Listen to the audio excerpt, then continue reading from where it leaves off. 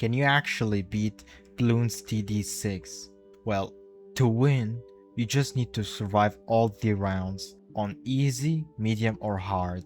Once you do, the game lets you continue in free play, which feels endless, right?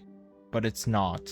So basically the round counter is a 32 bits signed integer, so it tops out at a specific number, which is 2,147,483,647. After that, it overflows into negative numbers and eventually rounds back to round 1. But long before the counter reaches that limit, free play starts doing some very strange things. At round 10,000, the game spawns exactly 200 fortified BADs. Then from rounds 10,006 through 536,927, every single round contains a massive rush of fortified BADs. After that comes the weirdest part. From rounds 536,928 through 1,073,797, the balloons stop spawning entirely. If you can reach that point, you can keep completing empty rounds with no enemies on the map, but it does not stay empty forever. At around 1,073,798, balloons start spawning again, but the game begins to break down. Some rounds can produce enormous stacks of fortified BADs, while other rounds might still have no balloons at all. At extreme round numbers, the game no longer uses the fixed waves from normal play. Instead, it gives each round a balloon health budget and fills it with random groups of balloons.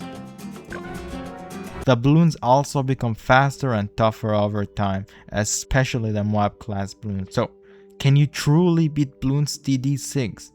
Well, you can beat the intended game by clearing the final normal round, but reaching the true limits of free play is something else entirely. It is less about winning and more about surviving a broken, repeating system for as long as possible. So, today we are not trying to beat Bloons TD6 the normal way. We are trying to find out which tower can survive long enough to reach the point where the balloons stop coming. So I started testing whether mods could help me reach the point where balloons stop spawning. My first attempt failed on round 400.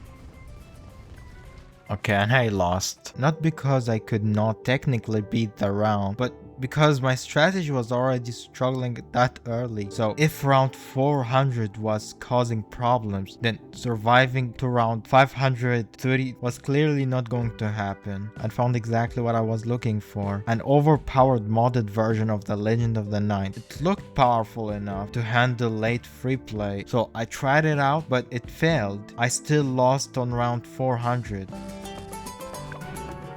At that point, I started to think I was wrong. Maybe reaching the empty rounds was not actually possible, even with mods. But then I skipped ahead to around 10,000 to test the tower under extreme conditions, and for some reason, it destroyed everything without letting a single balloon leak. That made absolutely no sense. How could it fail on round 400 but survive round 10,000? So I started investigating and found out that round 10,000 contains only BTDs, which might explain part of it, but still around 10,010, so 10,005 contain other balloons type as well, including Moabs, BFVs and DTTs and other towers. So I changed the round counter and tested every point I could. Eventually, I found the exact moment when the tower started working properly. Round 9,999 was the final round it could not beat. From round 10,000, it could beat every single round so far. Then I tried the same tower in Sandbox. Somehow, it won on the exact rounds where it had failed in a normal game. My theory is that the mod is bugged, and in Sandbox, it appears to work correctly on every round, but in a regular game, something prevents it from working properly until round 10,000. Well, this does not prove that a normal